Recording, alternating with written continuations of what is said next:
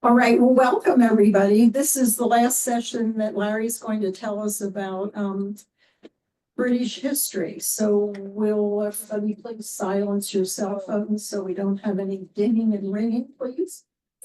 Thank you. Well, hello, everybody. Thanks for coming back. I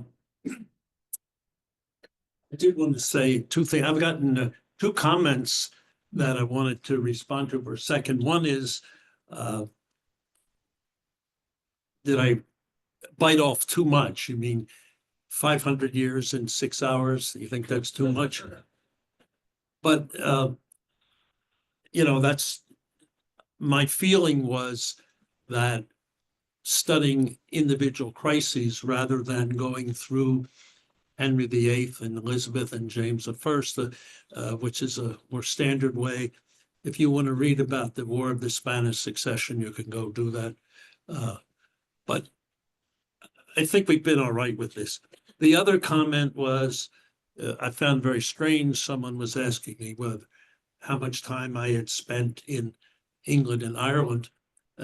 The suggestion was if I didn't do field work in those countries, I couldn't possibly give this class. Well, all right. But anyway, on these images here, I guess I'm not even sure which king that is. I think it's Edward VII, beginning of the 20th century. I don't think subsequent kings had beards. And the others we'll see those images again, strike in the middle is strike in the 1920s. We'll talk about that today. Upper right, women's suffrage. And then in the lower right is World War I.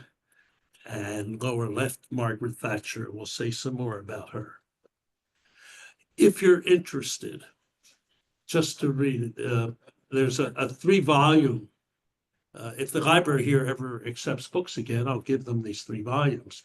But it's Simon Schama, who's a very respected historian, and he claims he's not writing a history of Britain when you read it, but he is writing a history of Britain with his particular interests.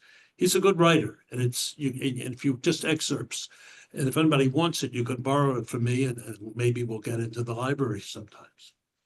But there they are. It was a TV series. Well, I mentioned this notion of the book, The Strange Death of Liberal England. I realize you should know that this means the Liberal Party. Doesn't mean any social outlook. And these 3 crises at the end of the 19th and beginning of the 20th century were emphasized by the author George Dangerfield. Home rule for Ireland, we talked about that last week. And the Irish question, as far as I'm concerned, is not resolved yet. Women's suffrage, there was a lot of agitation prior to the First World War.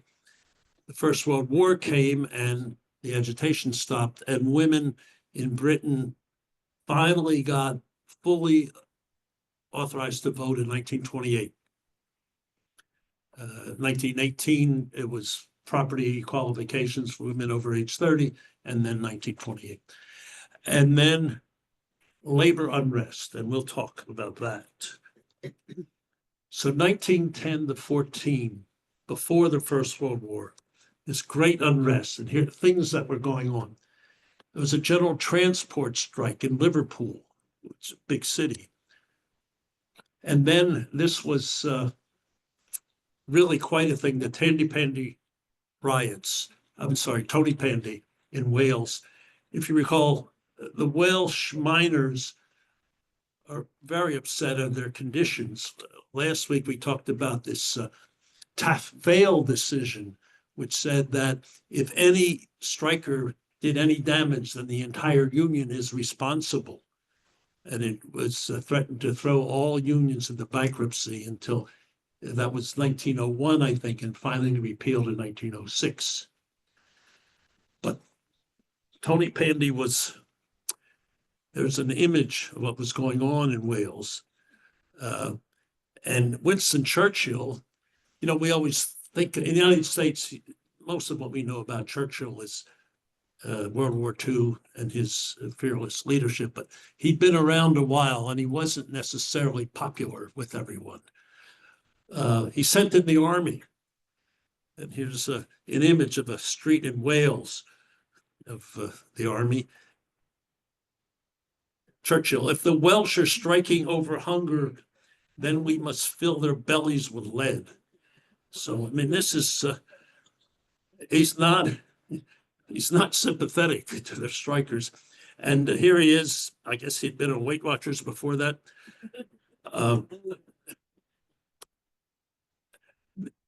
After that, there's a national coal strike in 1912, a Dublin lockout in 1913.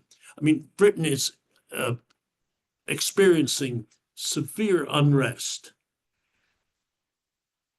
And in response, remember, we had this strange the decline of liberal England. Here is a more modern historian, Vernon Bogdanor, who's got a book called The Strange Survival of Liberal Britain. And what he wants to do is show that Dangerfield is not correct in the collapse of the government. And Dangerfield does it in about 200 pages. This book, Bogdanor, is a good doorstopper, probably 800 pages. That one I won't donate to the library. I don't think anybody will read it, but if you're anxious, I have it. You can take a look at it. So he makes the point, till 1908, for example, the average Englishman didn't have any contact with the government except for the postman and the policeman. That is, there's no place of the government in society until things happen. David Lloyd George, who becomes very well known during the First World War, but he's a leader of the Liberal Party. He's trying to avoid crises, not have great social changes, just calm things down. And if you look at that picture from the book, you see in the middle, Churchill, second from the right, and Lloyd George, second from the left. I don't know who the other two people are, wasn't able to find out. And so with Lloyd George, both before the war as a liberal leader, during the First World War as prime minister, there is a way of calming things down so that when you look at Britain in the 1920s and 30s, even though they had severe social tensions, neo-Nazi parties and Communist Party, but they weren't torn apart the way France and Germany were. If you recall, both of those countries suffer revolutions, really. Germany when the Nazis and France under Vichy. I consider them both revolutions. And then here's this tradition. I'm obviously skipping. I'll come back to some things. There's a tradition of crisis avoidance until we get to Margaret Thatcher, who says this process of conciliation has resulted in a loss of entrepreneurship, of action, of things going on in the British economy. And she's prime minister in the 1980s. And well, again, I'll say some more about her. But the government is moving from unregulated capitalism to regulated capitalism, which is not so different from what we've experienced in the United States, as the government gradually tries to restrict bad things that are going on with regulated capitalism. Well, going back now, we have all that labor unrest. In 1914, August, the war breaks out, and patriotism becomes the word of the day. That is, all those people who were protesting against the government in the main become quiet. We do desire to retain our national autonomy and such political rights as we already possess. The ascendancy of Prussia, meaning Germany, is a menace to international democracy and socialism, so that even people on the left say we have to stand behind the government. During the war, there's a shortage of labor. You got all those men in the army. Strikes are illegal, but it's not really enforced. Once again, the Welsh miners come out in 1915 as the coal mining companies attempt to cut their wages. It's very difficult for them. Here is, it's hard to know whether this is pro or anti-miner. They say, abandoning work, which is vital to the safety of the country. Welsh miners on strike, leaving the pit yard. So abandoning work suggests that it's against the miners. The picture suggests it's showing worker solidarity. So however you deal with it. During World War I, everybody is rallying to the cause. Here's a picture of the soldier and the worker. Fill up the ranks, pile up the munitions.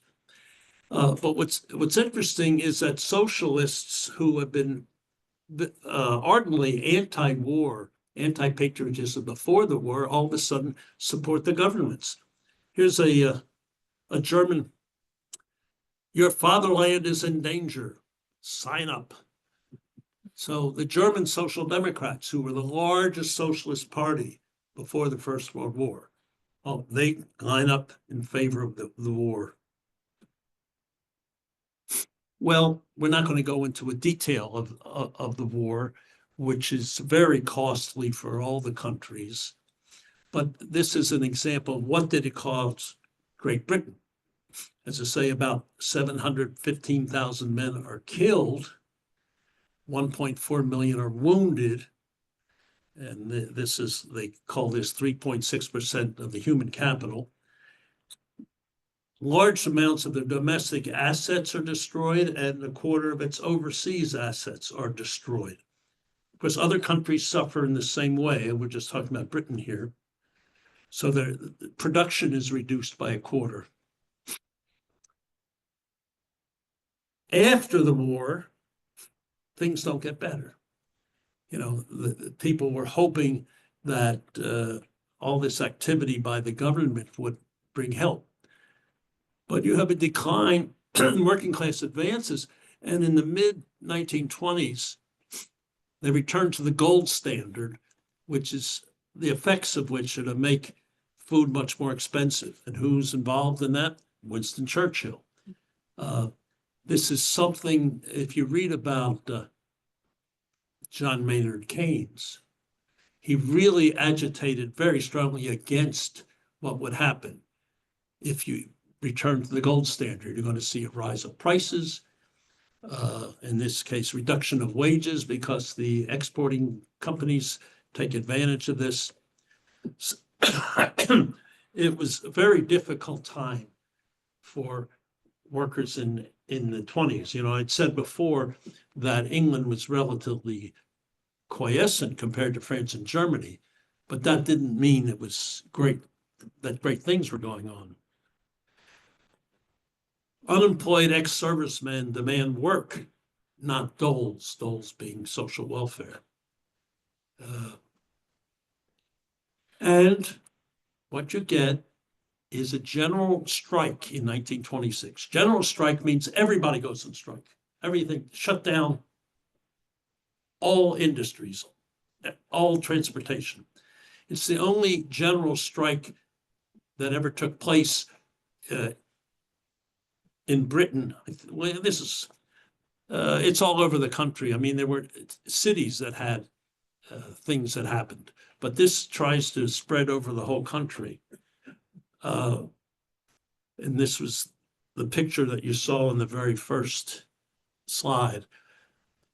Not a penny off the workers' wages, that is to say, don't reduce our wages, which is what the owners were trying to do.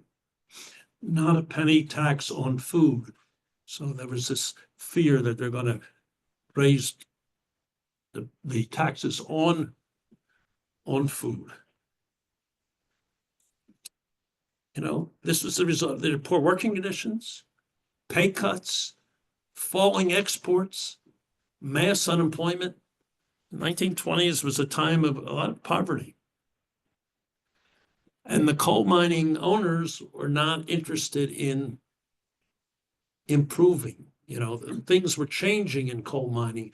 It's not the old style. You go down to guys with picks and shovels and loading cars and pushing them out. There are changes in the technology that are happening, and they come very slowly to Britain. So Churchill, who is not the only person, of course, in this reintroduction of the gold standard, is to try to emphasize the glory of Britain. We have the world's most valuable currency, and we set it according to gold. Well, what happened is their stuff became so expensive, other countries are unable to buy it.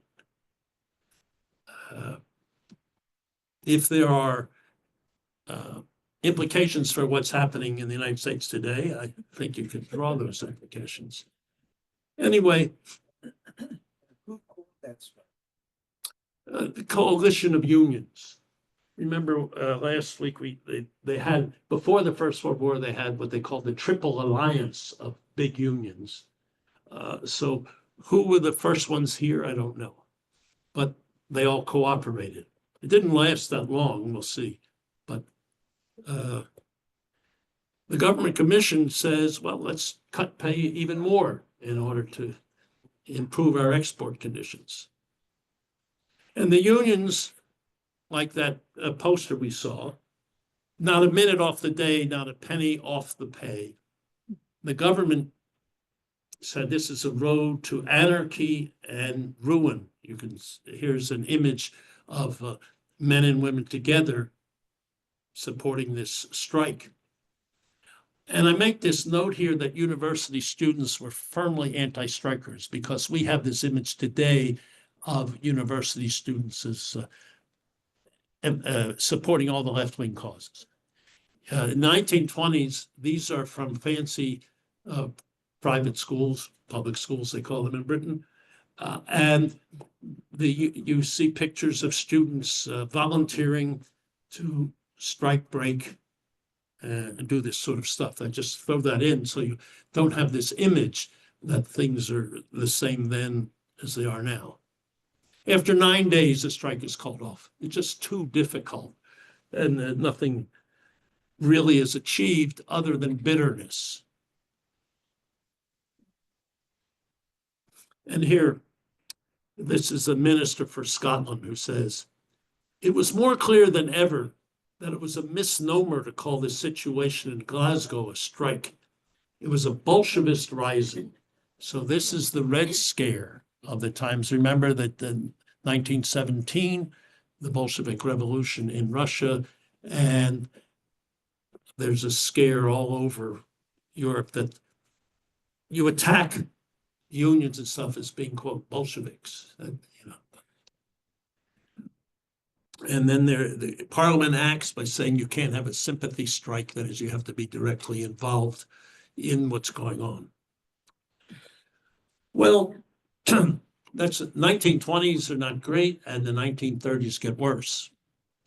We've all read about the Depression in the United States in the 30s, and Great Britain has some of the same phenomena. Here's an image of an unemployment line. Salvation Army distributing coffee, just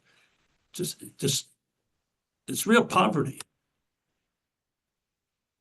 Here's an example. Jarrow. Jarrow is a town not far from London, if I'm correct. Hunger march against unemployment and poverty.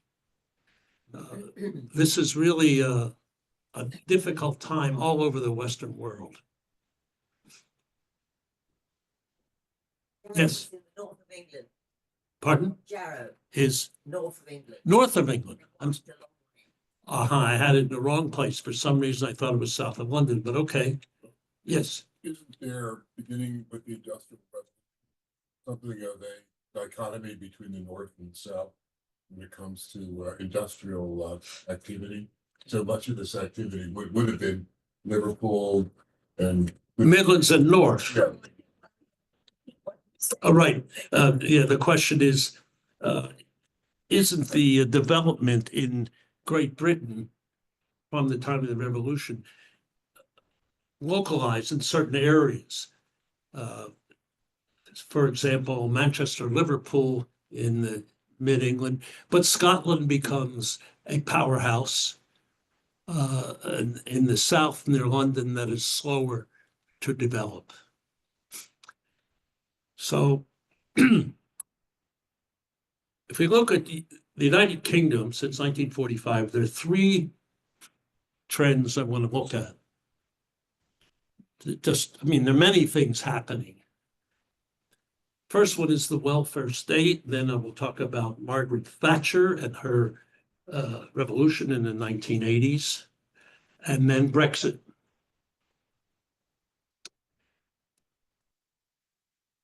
As West Germany pursued free market policies, Great Britain moved in the opposite direction.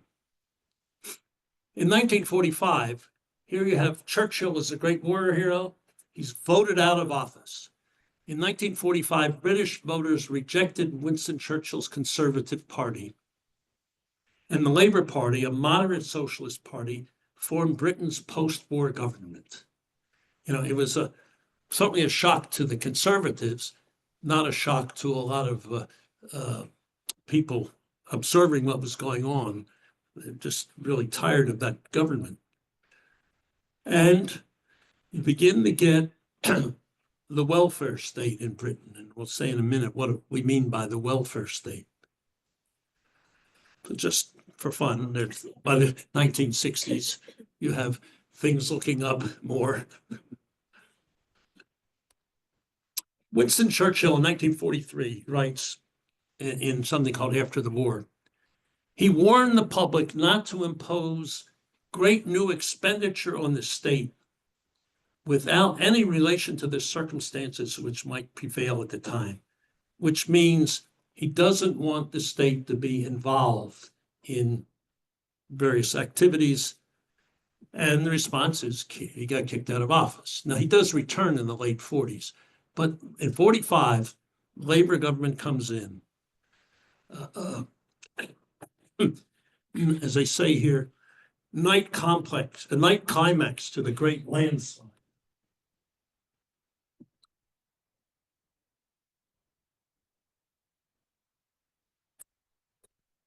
And Clement Attlee becomes the prime minister. We don't need to go through who the prime ministers are, but what happens is in 1946, the National Health Service is set up.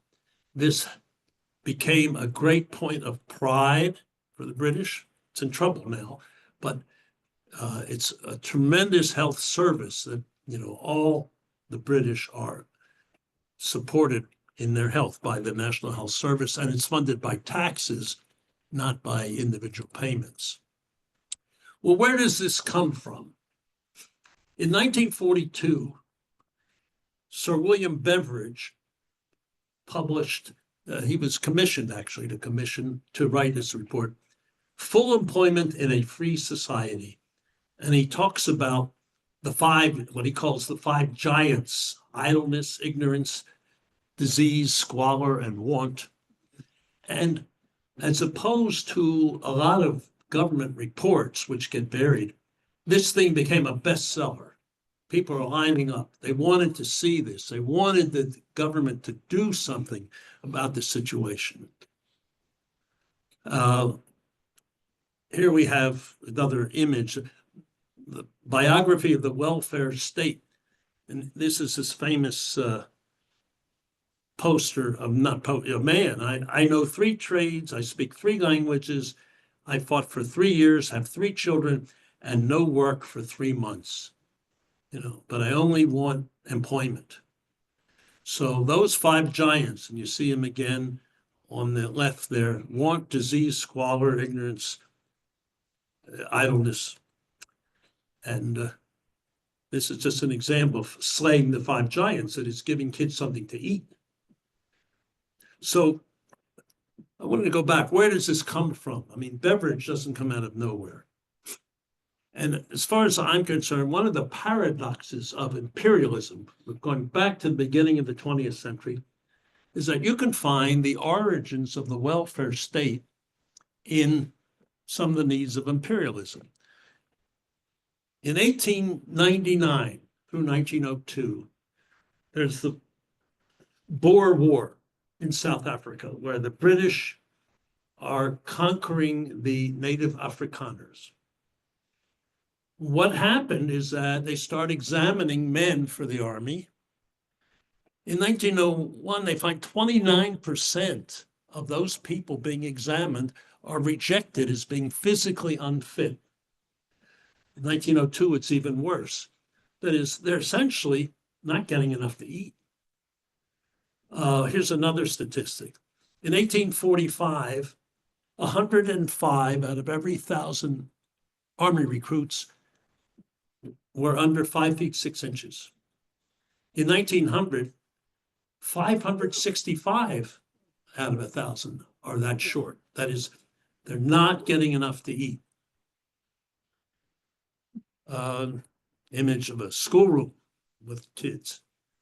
Well, why did this happen? In 1880, for the first time, Britain had universal elementary education compulsory, and you could see the physical condition of the kids. In Lambeth, South London, 90% of the pupils could not attend to their work because of their physical condition. And here's a diet: bread and tea for breakfast, bread and margarine for lunch, a penny's worth of food for supper, usually fried fish and cottonseed oil.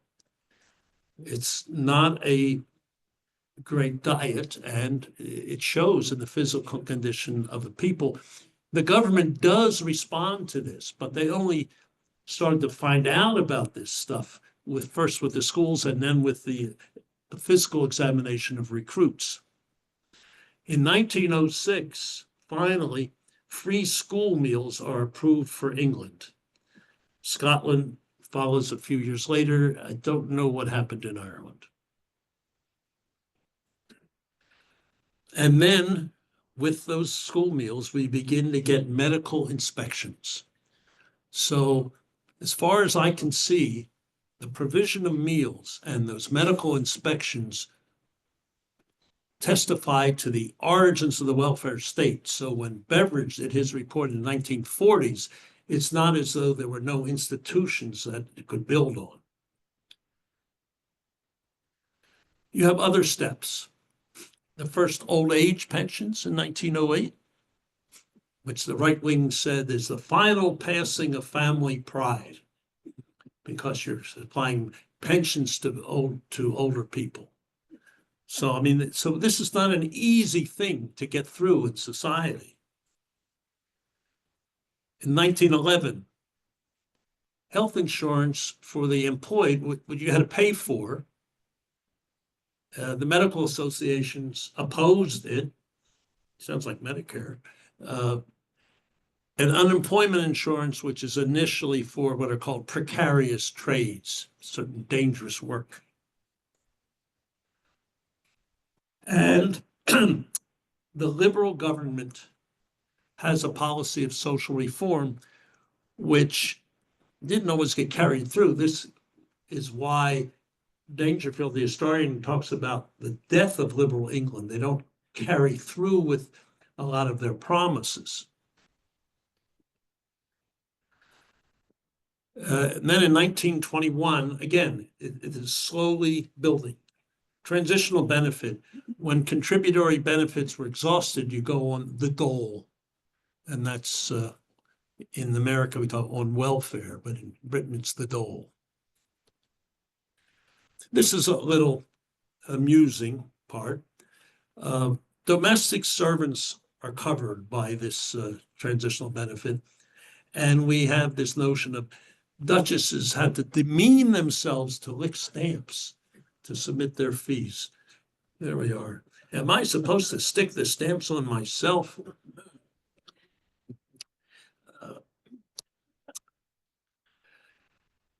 Jump forward to the welfare state.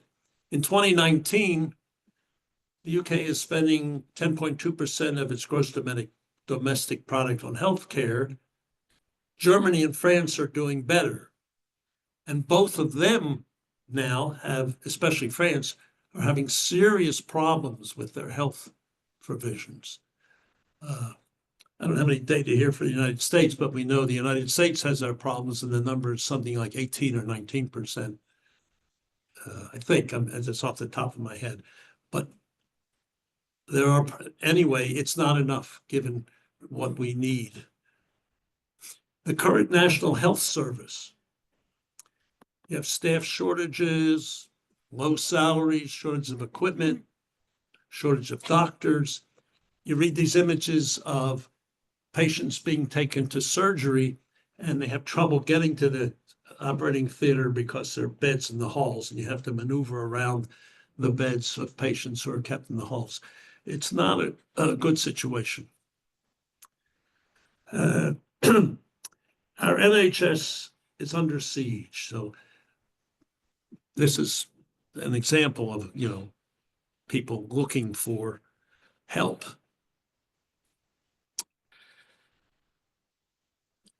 I'm going to jump to Thatcher now. We're not, as I say, it's not a history of England. It's just certain crises. In 1978-79, you have a lot of discontent. You have strikes, auto workers, road haulers, trash collectors, grave diggers, hospital workers. And the government says, we can't give you any more money because inflation is terrible. And there are lots of people giving antidotes for this. But once again, the miners go on strike. I did want to point out here something that we're familiar with in America.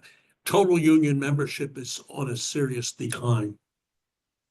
From 1979 to 2019, it drops in half in Britain. But the government says, what crisis?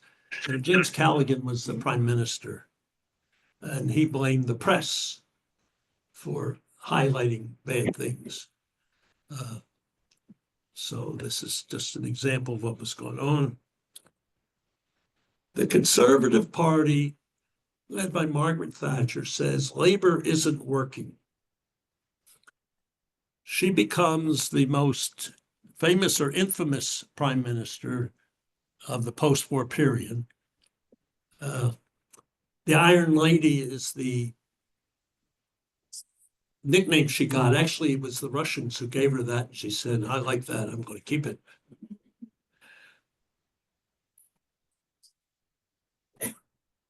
What she said is that crisis avoidance, remember we talked about that, dating from Lloyd George in the First World War and after. She claims it has robbed the British economy of dynamism, so that what you're getting is feather bedding by the unions and too many subventions by the state. And her solution, reduce union power and privatize. She becomes prime minister all through the 1980s. Starts off with high inflation, unemployment, recession. And she says what we need is hard work, thrift, and self-reliance. It sounds like a religious message in a way. It reminds me of the Methodists from the 19th century. A man's right to work as he will, to spend what he earns, to own property, to have the state as servant and not as master. I mean, that's one of her images, says the state should not be the master. They are the essence of a free economy. And on that freedom, all our other freedoms depend. And this is an attack on unions and certain other institutions of the government. They use this term. She talks about hard work, thrift, and self-reliance, and they talk about Sermon on the Mount. when she spoke at a Scottish church assembly in 1988. It's the same message that she's been giving. And what she did is lower direct taxes and increase indirect taxes, although she faced a revolt over that, over what was called the poll tax. She reduced expenditure on social services, less on education, less on housing. They tried to privatize state-owned companies. I don't know what's going with the railroads. They tried to privatize the railroads. Now they're talking about renationalizing the railroads, having a lot of problem there. But the whole notion is to reduce the power of the trade unions. She did deregulate the UK financial markets, and there was an economic boom. London still is certainly in competition with New York as the world's financial center. And she says, we have done more to roll back the frontiers of socialism than any previous conservative government. Now, of course, the definition of socialism changes over time. Socialism at the beginning of the 20th century meant revolutionary Marxism, overthrow the government. After the Soviet Revolution of the 1917s, you get this distinction between communism and socialism. And then after 45, it becomes whatever you want. We see it in our country too. When someone suggests the government doing something, oh, that's a socialist idea. Let me go back for a second. That's what I have for Thatcher, who was in office for 11 years. Just can't stay in any office forever. All important leaders do get kicked out of office eventually in a democratic society. I'm going to move on to something else unless someone wants to ask about Thatcher. No Thatcherite heroes here.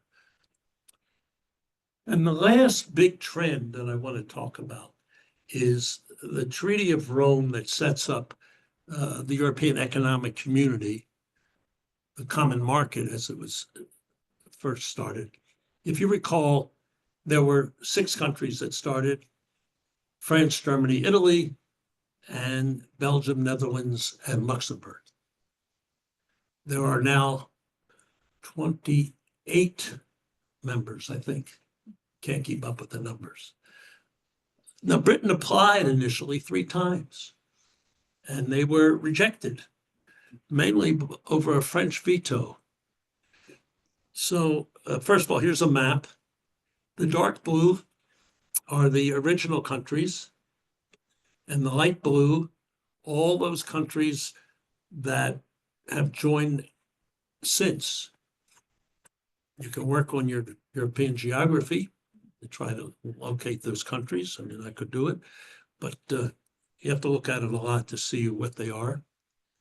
But this map, of course, shows Britain and Ireland as members, because they were members in 2017. Well, why did de Gaulle veto Britain? As the BBC says, de Gaulle says no to Britain again. And it was just characterized as sort of a French gut reaction. Oh, we don't like the English. We don't want to have them here. But there are real reasons for de Gaulle's veto of British membership. One big one was he was afraid that Britain was essentially controlled by the US, and he saw the US entering. And the other, well, that's one. And the other big deal is British agriculture, which was in much better shape than French agriculture. And if you look at what's going on, if you're familiar with French politics, even today, the French agriculturists have a tremendous power to restrict changes in government policy, even though it's a relatively inefficient agriculture in the sense of a lot of small farmers. Now remember, go on.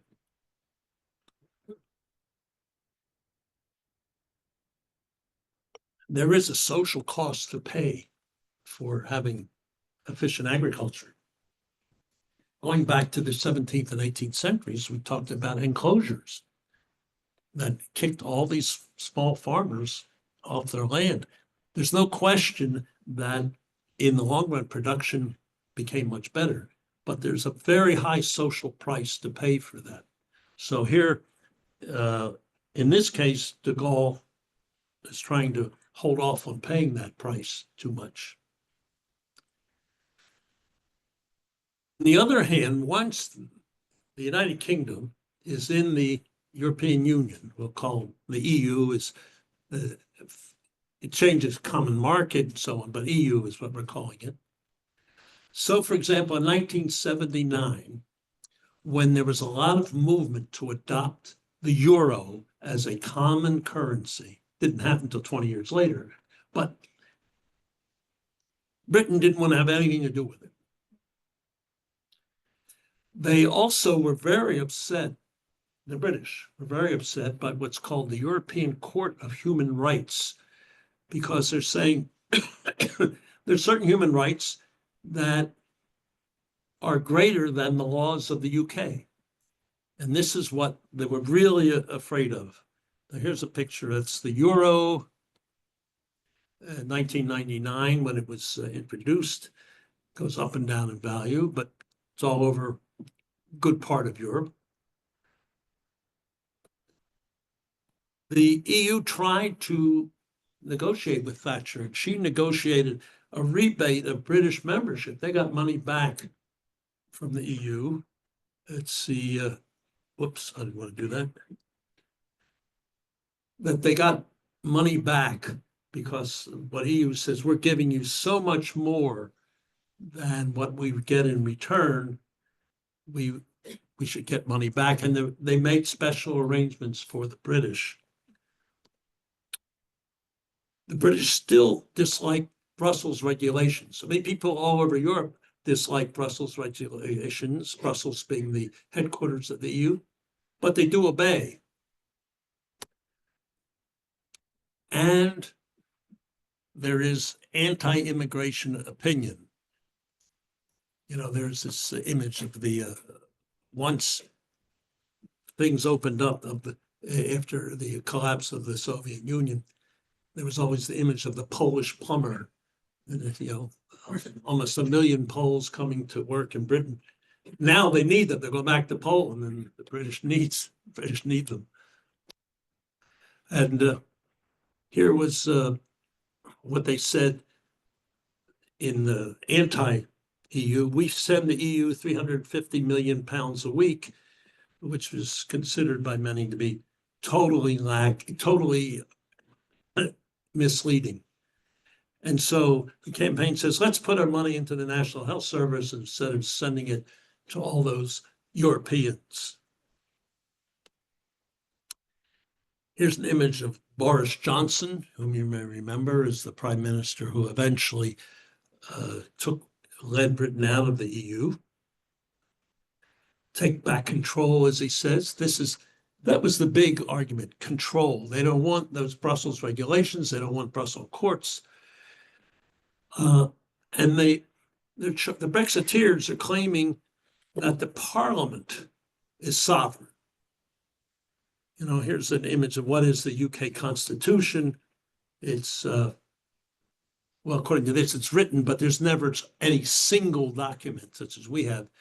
And it's found in the statutes, conventions, and so on. But the main thing is parliamentary sovereignty, the ultimate lawmaking power vested in the parliament to create or abolish any law, commonly regarded as the defining principle of the British Constitution. And if you remember that this happened, Parliament was overruled only at the time of the Civil War in the 17th century. And now there is this complaint about the Constitution because in the 1990s, some British laws are overruled. They said they're in violation of EU laws. I don't know exactly which laws, but find them. This is the first time since 1688. Remember, that's when William III was brought in to be king. that a court overrules Parliament. And in the Coronation Act of 1688, the laws, it says the laws come from Parliament, not just the king, and that's been the rule ever since. And the doctrine of parliamentary supremacy is that Parliament can make laws concerning anything, although no Parliament can bind a future Parliament, which is interesting. It's not like the Constitution, which says you need special regulations to overturn a law. But no act of Parliament can be questioned by the court, which is different, of course, in the United States, and it's different from France and different from Germany. They all have courts that rule on the constitutionality of laws, not in Britain. So then you have this referendum in 2016. Should we belong to the EU? And that is a challenge to the sovereignty of Parliament, because the Parliament said we want to belong. Or as Bertolt Brecht says, we have to dissolve the people and elect another people if you don't like what's going on. So in 2016, they have a referendum. And you see the information here that in 1975, 67% of the voters had chosen to stay in the EU. And in 2016, 51.9% chose to leave. So it's very close, but it is a majority there. So who votes for Brexit? Northern England and Wales. London and parts of the South vote. And who voted against? Scotland and Northern Ireland. So here you see maps of who's voting for what. That is the black in the left-hand map is what's entirely in favor to, well, it's a little hard to read all that map. But anyway, you see the difference that the in the right-hand map, it's a yellow voting in favor, and it's in Scotland, a little bit of Northern England, it's in Ireland, except Northern Ireland, interestingly enough, and in the south of England.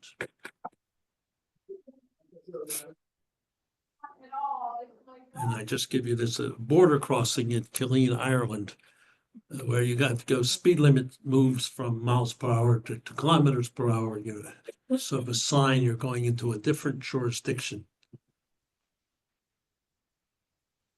Well, here's the 2016 vote. 17,400,000 versus 16,140,000. And when Boris Johnson becomes prime minister, he says, Brexit means Brexit. Oh, right. Did you want to stop by the cafeteria for lunch? I'm sorry, there's Yeah, we something did that. on Zoom, somebody's not muted, please mute. So she said, wow. Boris Yeah. Johnson, Perfectly partitioned too. Yeah. Martha, could What are you gonna please do on mute Sunday everybody night? up there? I can separate your medicine out. What So- are you asking? The costs, That's, oh, what I said was please mute everybody. the, Couldn't hear me because people were it's a talking. little hard to read the green, what's over in the green. Is that what they're talking about? I will just have to go on whatever we have. Yeah. Bloomberg News says, the UK economy may be paying for Brexit for a long time to come. It won't mean Armageddon, but the broad consensus of economists whose predictions about the initial fallout were largely too pessimistic is for a prolonged effect that will ultimately diminish output, jobs, and wealth to some degree. We'll see. They haven't been doing too well so far, but I wouldn't say that France and Germany are doing so well either. So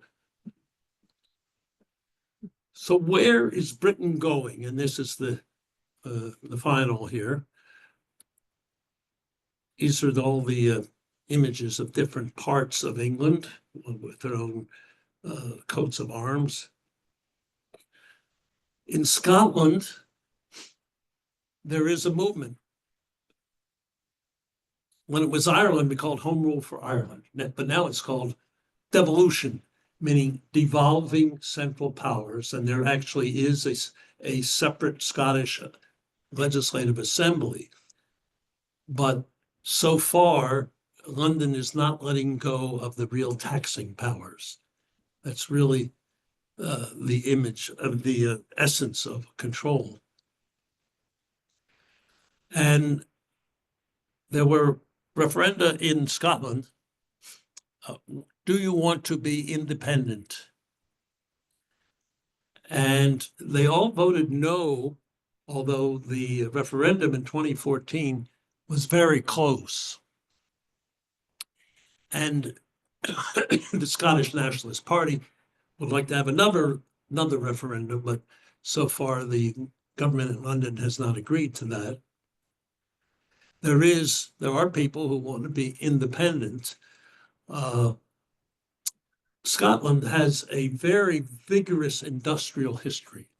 Now, it was based on heavy industry, which has declined now, of course. We now into services and the high tech. So Scotland is not quite as economically healthy as it once was, but it's not as though there's only middle Scotland out there. Scotland has been a leader of on the British island for a long time. As an example, they had compulsory schooling for 2 centuries before the English did. And here's, the demonstration in Scotland and London rule. You also have now this problem of Northern Ireland. What the EU did was allow for an open border between Ireland and Northern Ireland, and that was part of the 1998 Good Friday agreements. We talked about that last week. Finally brought some peace to Ireland. Well, Ireland is a member of the EU.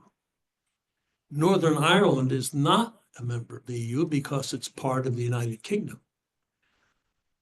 What will this do to those open borders? Because the Brexiteers saying we don't want all that stuff coming into Northern Ireland and then Ireland without customs and all these other duties. It is a problem unresolved. They've working around it. You can bring stuff into Northern Ireland from the EU, and I think you have to somehow make sure that it's going to Ireland and not just going to stay in Northern Ireland, or it won't be re-exported to England. It's very tricky, but they don't want an Irish Sea border, which is to block off Northern Ireland. And finally, what's happened to the Conservative Party? And this is what I call, I didn't just made this up, the strange death of conservative England, because you get people like Boris Johnson who, out of control in many ways. I mean, Brexit means Brexit, but he did all kinds of unpredictable things.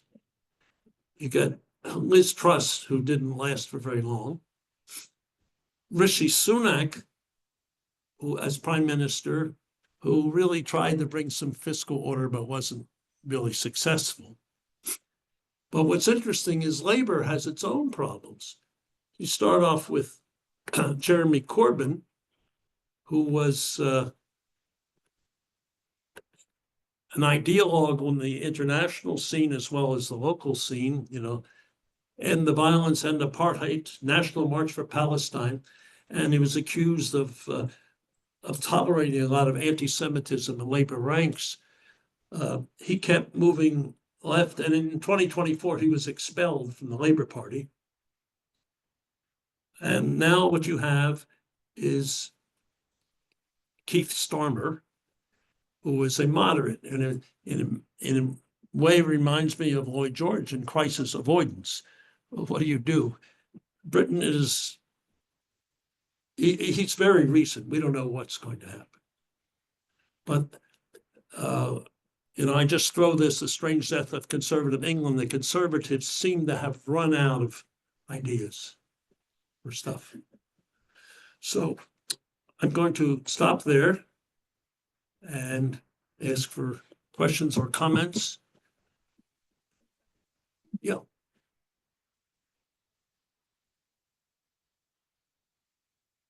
These periods of economic stagnation, deflation took part. Well, it certainly did in the 1920s, deflation, but still food was so expensive that the wages went further down. Now, in the 50s and 60s, when the unions were riding high, you do get significant inflation. And one of the things that was attractive about Margaret Thatcher was an attack on inflation.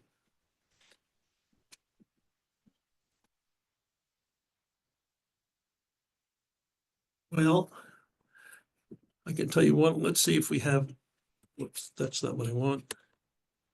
Here's all my old slides that I didn't use, but I thought I had one. But I'll play that. I guess I don't have what I wanted. Well, thank you very much.